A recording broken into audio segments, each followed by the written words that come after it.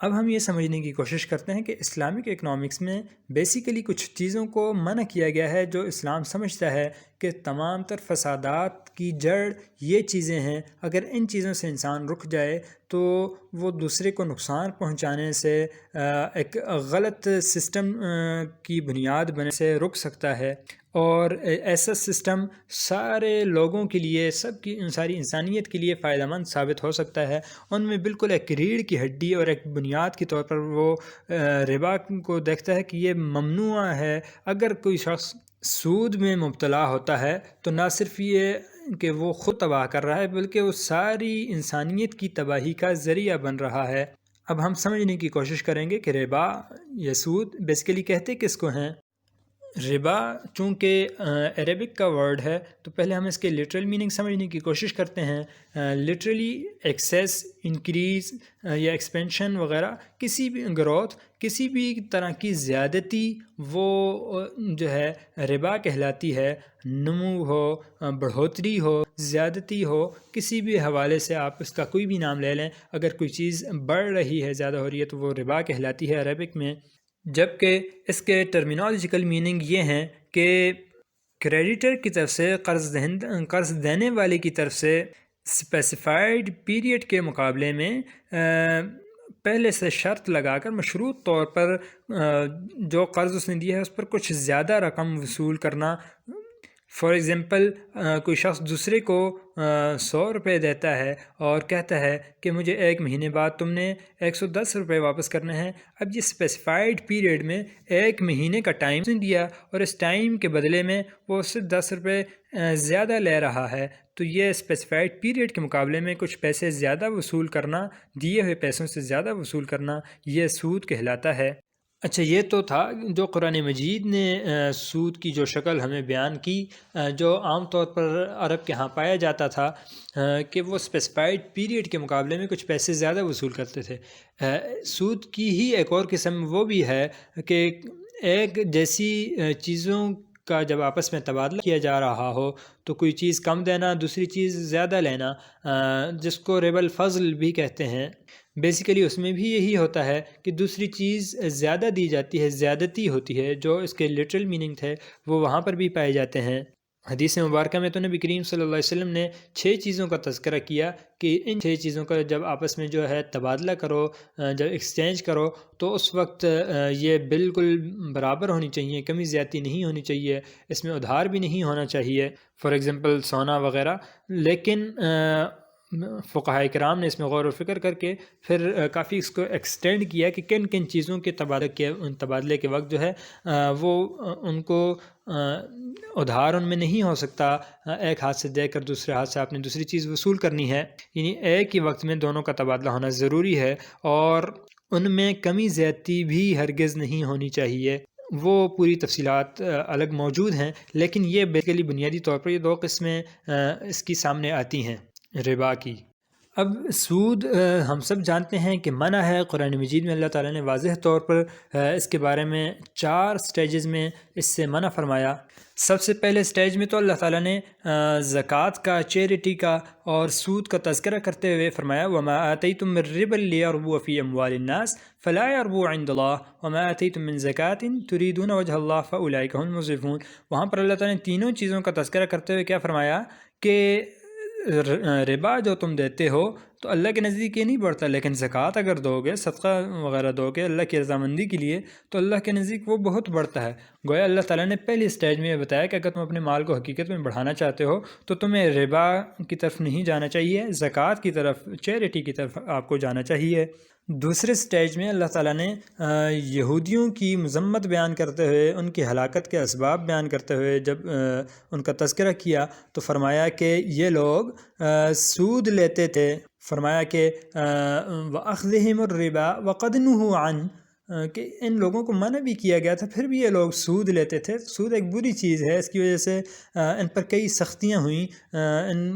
کے بارے میں جو ہے وہ سخت رویہ اپنایا گیا. اور یہ ایک یہودی فعل ہے، اسلامی تعلیمات میں جگہ جگہ یہودیوں کے ساتھ مخالفت کرنے کا اور ان کے طرز عمل سے خود کو بچانے کی طرف جو ہے وہ ترغیب دلائی گئی تھی، اور ان کے طرز عمل کو اللہ کے ہاں ناپسندیدہ ہونا جو ہے وہ بتلایا گیا تھا۔ تو اس سے بھی ایک ترغیب دی گئی گویا مسلمانوں کو کہ یہ کام نہ کرو، یہ تو ان کا کام ہے، اور اس کی وجہ سے ان پر جو ہے وہ سخت عذاب بھی نازل ہوئے ہیں، اس کام سے گویا خود کو بچاؤ۔ تیسرے سٹیج میں جا کر اسلام نے ممانعت کی طرف گیا اور کہا کہ یہ جو تم سود پر سود بناتے جاتے ہو کہ کمزور بندے نے ایک دفعہ ادھار لے لیا، پھر اب تم کہ ایک مہینے بعد تو تم نے 110 واپس کرنے ہیں، ایک مہینے بعد تم اس کے پاس جاتے ہو، کہتے ہو کہ اب تم کیا مشکل سے ادھر ادھر سے کر کے واپس کرو گے، چھوڑو اگلے مہینے تم مجھے 120 دے دینا۔ تو یہ سود پر سود جو بناتے جاتے ہو، اس کی طرف ہرگز نہیں جانا، یعنی سود پر مزید سود نہیں بنانا، اس سے منع کیا گیا۔ چوتھے سٹیج میں جا کے شریعت نے، اسلام نے، قرآن مجید نے بالکل واضح طور پر ہر قسم کے سود سے جو ہے وہ منع فرما دیا، اور اس پر انتہائی سخت الفاظ استعمال کرتے ہوئے فرمایا کہ الذین یأکلون الربا لا یقومون الا کما یقوم الذی یتخبطہ الشیطان من المس، ایسے اس کو ایک شیطانی عمل قرار دیا اور ایسے شخص کو شیطان کا پیروکار قرار دیا، اور پھر فرمایا کہ ذالک بانہم قالوا انما البیع مثل الربا، کہ اس کو کمپیئر کیا ان مشرکین نے اس کے ساتھ خرید و فروخت کے ساتھ، کہ خرید و فروخت میں بھی ہم جو ہے ایک چیز کے مقابلے میں دوسرے لے رہتے ہیں۔ تو اللہ تعالیٰ نے فرمایا کہ نہیں، احل اللہ البیع وحرم الربا، اللہ تعالیٰ نے خرید و فروخت کو تو حلال قرار دی تمہارے لیے، جبکہ سود کو قطعی طور پر حرام قرار دیا ہے، بالکل واضح الفاظ میں بیان فرما دیا یہاں پر۔ اور پھر اللہ تعالیٰ نے ساتھ اگلے آیت کے اگلے ٹکڑے میں یہ بھی فرمایا کہ من جاءہ موعظۃ من ربہ فانتہی فلہ ما سلف، کہ اصل جتنا ادھار دیا تھا وہ تو وہ واپس لے سکتا ہے، لیکن اس پر کسی قسم کی کوئی بھی زیادتی لینا ہرگز اس کے لیے جائز نہیں ہے، اور ہر قسم کی زیادتی کو ممنوع قرار دے دیا۔ اسی طرح پھر نبی کریم صلی اللہ علیہ وسلم نے بھی اپنی احادیث نبوی میں فرمایا، فار ایگزامپل ایک حدیث یہاں پر ذکر کی گئی ہے، حضرت جابر رضی اللہ تعالیٰ عنہ کی روایت ہے کہ آپ صلی اللہ علیہ وسلم نے لعنت فرمائی ہے سود دینے والے پر، سود لینے والے پر، اور اس معاملے کا گواہ بننے والے پر، یعنی اتنا برا کام ہے کہ نہ صرف لینے دینے والے وہ لوگ گناہگار ہوتے ہیں، بلکہ جو شخص ایسے معاملے کا گواہ بنتا ہے یا اس کو ریکارڈ کرتا ہے، لکھتا ہے، وہ شخص بھی اللہ کی نظر رحمت سے بہت دور ہو جاتا ہے اور اللہ کے غصے کا، قہر کا مستحق ٹھہرتا ہے، اور ایسے لوگوں کا ٹھکانہ جہنم بتلایا۔ تو اس سے بالکل واضح طور پر اس عمل کی شناعت اور برائی جو ہے وہ بالکل کلیئر ہو جاتی ہے۔ لہٰذا اپنے روزمرہ کے معاملات میں بہت ہی زیادہ ہمیں احتیاط سے کام لینا ہے، اور اپنے معاشی معاملات میں ہمیں ہر قسم کے سود سے خود کو بچانا ہوگا، کہ اب بالکل ہر قسم کی، ہر صورت میں سود جو ہے وہ منع ہے، ممنوع ہے، حرام ہے۔ اب ہم یہ سمجھنے کی کوشش کرتے ہیں کہ اسلام نے سود کے ساتھ ساتھ ایک اور چیز کی طرف بھی بہت زیادہ توجہ دلائی ہے، اور اس سے بہت ہی سختی سے ہمیں منع فرمایا ہے۔ جا بجا نبی کریم صلی اللہ علیہ وسلم نے احادیث میں بھی اس پر تنبیہ فرمائی، اور کئی اقسام کی جو خرید و فروخت سے جو منع فرمایا ہے ان میں سے اکثر کی بیس یہی غرر بنتا ہے، اور یہ غرر کا مطلب ہوتا ہے دھوکہ۔ اس کو ہم سمجھنے کی کوشش کریں گے غرر بیسیکلی ہے کیا چیز، اور کیسے یہ معاملات کی خرابی کا سبب بنتا ہے، اس کو جانتے ہیں۔ تو لٹرلی غرر کے، چونکہ ایک عربک ورڈ ہے تو اس کے معنی ہیں نیگیٹو ایلیمنٹس۔ فار ایگزامپل کسی کو فراڈ دینا ہے، انسرٹینٹی ہے، یعنی کسی بھی قسم کا اس میں دھوکہ ہے، یا غیر یقینی صورتحال ہے، یا کوئی ایسا رسک ہے جو سارے کے سارے مال کی تباہی کا جو ہے سبب بن سکتا ہے۔ فار ایگزامپل اس میں یہ ہو کہ یا تو آپ کا پیسہ ڈبل ہو جائے گا یا بالکل باقی نہیں بچے گا، ایسی غیر یقینی صورتحال یا ایسا خطرہ یہ دھوکہ اور غرر کہلاتا ہے۔ اب ہم سمجھتے ہیں کہ ٹیکنیکلی جب یہ ورڈ غرر یوز ہوتا ہے مسلمانوں کے ہاں اسلامک ٹرم میں، تو اس کے کیا میننگ لیے جاتے ہیں۔ تو جیسا کہ یہاں پر مینشن کیا گیا ہے کہ کسی بھی خرید و فروخت کے معاملے میں جب فریقین میں سے دونوں یا کوئی ایک جو چیز خرید رہے ہیں، جو معاہدہ ہیں، اس میں کسی بھی پہلو سے کوئی بات پوشیدہ ہو، ان کو خریدنے والے کو جو چیز خرید رہا ہے اس کے بارے میں مکمل بتلایا نہیں گیا، کوئی چیز چھپائی جا رہی ہے، یا ان کو اس معاہدے کے ہونے کے بارے میں کوئی شک ہو، پتہ نہیں یہ چیز مجھے ملے گی یا نہیں ملے گی، تو ایسی غیر یقینی صورتحال یا ایسا دھوکہ، کوئی چیز چھپانا، یہ غرر کہلاتا ہے۔ اس کی کیا کیا صورتیں موجود ہیں، جب ہم انشاءاللہ آگے چل کے اس کی ایگزامپلز ڈسکس کریں گے تو انشاءاللہ یہ کلیئر ہو جائے گی چیز۔ اب غرر کا لفظ قرآن مجید نے تقریباً 27 دفعہ استعمال کیا ہے، اور مختلف جگہوں پر اس کے بارے میں ہمیں تنبیہ کی ہے۔ فار ایگزامپل، جیسے میں نے بھی ایک آیت کریمہ آپ کے سامنے پڑھی تھی، اس میں ہی دیکھ لیں، یا ایھا الذین آمنوا لا تأکلوا اموالکم بینکم بالباطل۔ اس آیت کریمہ میں بھی اللہ تعالیٰ نے مسلمانوں کو اس چیز سے منع کیا۔ فقہاء نے اس سے یہی بات سمجھی کہ جو فرمایا کہ باطل طریقے سے، ناحق طریقے سے ایک دوسرے کا مال نہ کھاؤ، تو اس سے مراد یہ ہے کہ کوئی بھی ایسا کام نہ کرو جس کے ذریعے تم دوسرے کو دھوکہ دے کر اس کا مال لے رہے ہو۔ لہذا فقہاء یہی سمجھتے ہیں اس سے کہ گویا یہاں پر باطل طریقہ جو اللہ تعالیٰ نے فرمایا، تو باطل طریقے میں تمام وہ طریقے داخل ہیں جو تجارتی معاہدوں میں غیر قانونی ہیں، یعنی دھوکہ دے رہے ہیں آپ کسی کو، یا کوئی بات اس سے چھپا رہے ہیں، یا کوئی صورتحال اس پر واضح نہیں کر رہے، وہ حسن ظن کی بنا پر اس سے کچھ اور سمجھ کر وہ چیز لے رہا ہے، تو ایسے تمام غیر قانونی طریقے وہ باطل ہیں، اور ان طریقوں سے مال کمانے کو، کھانے کو اللہ تعالیٰ نے حرام قرار دیا، اور اس سے بچنے کی تلقین فرمائی ہے مومنوں کو۔ اب یہ سمجھنے کی کوشش کرتے ہیں کہ غرض سے منع کرنے کی ریزن کیا ہے، کیوں منع کیا گیا۔ تو بیسیکلی شریعت کی نظر میں معاہدے کے فریقین کے لیے ان کا مکمل رضامند ہونا، اور ان کی طرف سے مکمل اطمینان اور یقینی طور پر اس معاہدے کے لیے راضی ہونا، یہ بہت ہی زیادہ ضروری ہے۔ اس وجہ سے کوئی بھی ایسی چیز جو اس کی شفافیت میں، اس کے بارے میں معلومات فراہم کرنے میں کوئی دھوکے کا باعث بن رہی ہو، کوئی چیز چھپانے کا جو ہے وہ باعث بن رہی ہو، تو ایسی چیزوں سے منع کیا ہے۔ اور غرر سے بھی یہی ہوتا ہے کہ کوئی پہلو اس کا دوسرے سے چھپا لیا جاتا ہے، پوشیدہ رکھ لیا جاتا ہے، اور کسی چیز کو دوسرے فریق کے لیے ظاہر نہیں کیا جاتا، پوری طرح سے اس کو معلومات فراہم نہیں کی جاتی، جس کے نتیجے میں وہ یقینی صورتحال کے طور پر وہ کچھ اور سمجھ کے کچھ اور چیز لینے کی کوشش کر رہا ہوتا ہے، اور دھوکے کے ذریعے اس کو کچھ اور دینے کی کوشش کی جا رہی ہوتی ہے۔ اسی طرح غرر کے نتیجے میں بعض دفعہ ایسا بھی ہوتا ہے کہ کسی بھی معاہدے کے دو فریق جو ہیں، ان میں سے ایک کو تو مکمل فائدہ حاصل ہوتا ہے، اور دوسرے کا سب کچھ ڈوب جاتا ہے۔ فار ایگزامپل گیملنگ آپ دیکھ لیں، جوا جو ہے، اس میں کسی بھی اس طرح کے معاہدے میں شامل ہونے کا نتیجہ کیا ہوتا ہے کہ یہ ایک دھوکہ اور ایک غرر اس کے سامنے موجود ہوتا ہے، شاید جو ہے میرے پیسے ڈبل ہو جائیں، یا شاید سب کچھ ڈوب جائے۔ تو یہ جو شاید والی بات ہے، جو دھوکہ اور غرر ہوتا ہے کہ اس کا سب کچھ تباہ ہو سکتا ہے، اس طرح کی خرید و فروخت سے بھی منع کیا، اور چونکہ یہ صورتحال اس پر واضح نہیں ہے، اس وجہ سے اس سے منع کیا گیا۔ اچھا، اب غرر پیدا کب ہوتا ہے؟ عام طور پر کوئی بھی خرید و فروخت ہم جب کر رہے ہوتے ہیں تو یہ کیسے آتا ہے اس میں غرر؟ تو سب سے پہلی وجہ تو سبب تو اس میں یہ بنتا ہے کہ کمپلیٹ آنرشپ نہیں ہوتی۔ انکمپلیٹ آنرشپ کی وجہ سے اس میں ایک دھوکہ اور ایک غرر آ جاتا ہے کہ پتہ نہیں یہ چیز مجھے ملے گی بھی یا نہیں۔ فار ایگزامپل 2 بندوں کی مشترکہ کوئی چیز ہے، اور ایک بندہ اس کو بیچنے لگتا ہے، تو اب خریدار کو یہ ایک دھوکہ ہوگا، کیا خبر اگر دوسرا بندہ راضی نہ ہوا تو یہ چیز تو مجھے ملے گی نہیں۔ تو اس طرح کا معاہدہ پھر نہیں کرنا چاہیے، اور اس سے منع کیا کہ جس کی ڈیلیوری آپ یقینی نہیں بناتے۔ اسی طرح دیکھیں، اس کے ساتھ ہی یہ بھی آ جاتا ہے کہ اگر کسی چیز کا قبضہ آپ کے پاس نہیں ہے، فار ایگزامپل آج کل زمینوں کی خرید و فروخت اس حوالے سے بہت ہو رہی ہے کہ قبضہ نہیں ہے، کوئی چیز آپ کے پوزیشن میں ہی نہیں ہے، تو آپ اس کو نہیں فروخت کر سکتے۔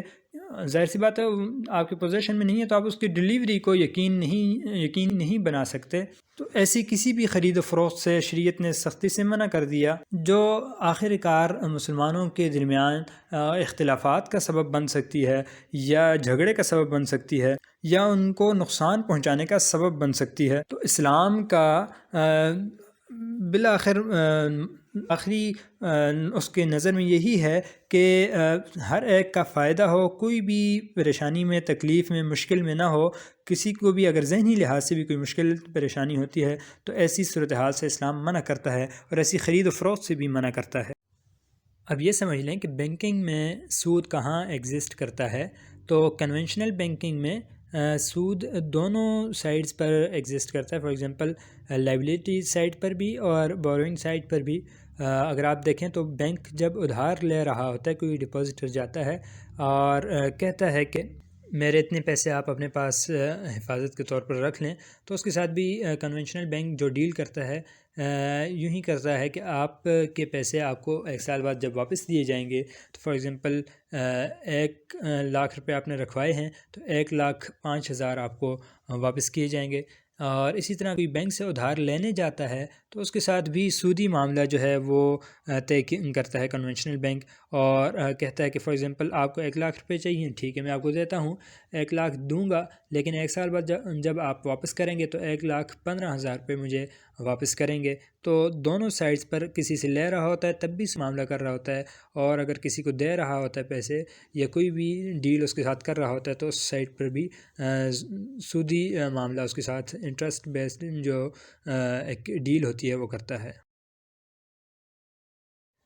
اب ہم بیسک ڈفرینس سمجھنے کی کوشش کرتے ہیں کہ اسلامک بینکس میں اور کنونشنل بینکس میں جو موڈز آف فائنینس ہیں ان میں بیسیکلی جتنی بھی موڈز آف فائنینس ہیں ان میں بیسک ڈفرینس کیا ہوتا ہے۔ تو کنونشنل بینک جیسے کہ یہاں پر دکھانے کی کوشش کی گئی ہے، عام طور پر جو بھی ڈیل کر رہا ہوتا ہے اپنے کلائنٹ کے ساتھ تو اس میں وہ ڈائریکٹلی آپ کو منی دیتا ہے، اور ریٹرن میں کلائنٹ اس کو منی اس کی بھی واپس کرتا ہے، ساتھ انٹرسٹ کے طور پر کچھ ایکسٹرا بھی اس کو پے کر رہا ہوتا ہے، اور یہ بالکل اوپنلی کیش کی صورت میں یا منی کی صورت میں یہ ساری ڈیلنگز ہو رہی ہوتی ہیں۔ جبکہ اسلامک موڈز آف فائنینس میں یعنی اسلامک بینکس میں ہم جب دیکھتے ہیں تو اسلامی بینک اس طرح سے ڈائریکٹلی پیسے نہیں دے سکتا، بلکہ وہ گوڈز اینڈ سروسز جو ہے وہ پرووائڈ کر رہا ہوتا ہے اور اس کے بدلے میں پیسے لے رہا ہوتا ہے۔ فار ایگزامپل ہم آگے چل کے اس کی مختلف جو صورتیں ہیں، مختلف موڈز وہ پڑھیں گے تو انشاءاللہ یہ ساری چیز کلیئر ہو جائے گی۔ تو اسلامی جو ایک سسٹم ہے اس میں ایسٹس کو بیس بنایا جاتا ہے، اور ایسٹ کے بدلے میں کسی بھی قسم کا کوئی منافع جو ہے وہ کمایا جا رہا ہوتا ہے۔ صرف پیسے پر پیسہ بنانا یہ اسلام کی نظر میں درست نہیں ہے، اور یہ سود کے زمرے میں آ جاتا ہے۔ یہ وہ بنیادی فرق ہے جو اسلامی اور سودی بینکوں کے درمیان ہے۔ اسی کو مزید تھوڑا سا سمجھنے کی کوشش کریں گے۔ اب ایک تھیوریٹیکل کمپیریزن ہم ذرا سا دیکھ لیتے ہیں کہ کنونشنل بینکنگ میں بیسیکلی ہوتا کیا ہے اور اسلامک بینکنگ میں کیسے ڈیل کیا جاتا ہے۔ تو کنونشنل بینک جو ہے وہ ٹوٹلی بیس کرتا ہے انٹرسٹ پر، جبکہ اسلامک بینک جو ہے وہ بیس کرتا ہے پروفٹ پر۔ اسی طرح کنونشنل بینک جو ہے وہ ڈیل کرتا ہے صرف پیپر ورک پر، اور پیسے دینے پر لینے پر صرف منی اور پیپر ورک پر فوکس کرتا ہے، جبکہ اسلامک بینک جو ہے وہ ایسٹس پر فوکس کرے گا، اور کوئی بھی ڈیلنگ جو ہے وہ ایسٹس کی بیس پر کرے گا۔ اسی طرح کنونشنل بینک جو ہے وہ بیلنس شیٹ کی دونوں سائڈز پر جو ہے فکسڈ ریٹرن کرتا ہے، چاہے وہ کوئی چیز لے رہا ہو دے رہا ہو، وہ دونوں سائڈز پر فکسڈ ریٹرن کی پالیسی کو اپناتا ہے۔ جبکہ اسلامک بینکنگ میں جیسے ہم آگے چل کے پڑھیں گے، اگر وہ ڈپازٹ سائڈ ہے تو وہاں پر وہ پروفٹ شیئر کر رہا ہوگا، اور اسی طرح اگر وہ ایسٹ سائڈ ہے تو وہاں پر وہ اسلامک بینک اسلامک موڈز کے بیس پر جو ہے وہ ڈیل کر رہا ہوگا۔ اور ایک اور جو اہم فرق ہے، کنونشنل بینک خود جو ہے اپنے آپ کو انوالو نہیں کرتا کسی بھی قسم کے لین دین میں، بزنس میں، بلکہ وہ صرف پیسے دیتا ہے اور پیسے کے بدلے میں آپ سے زیادہ پیسے وصول کرے گا، جبکہ ایک اسلامی بینک جو ہے وہ خود ایک ایکٹیو پارٹ بنتا ہے، خود پارٹیسپیٹ کرتا ہے ٹریڈ میں، بزنس میں، اور خود وہ چیز جو ہے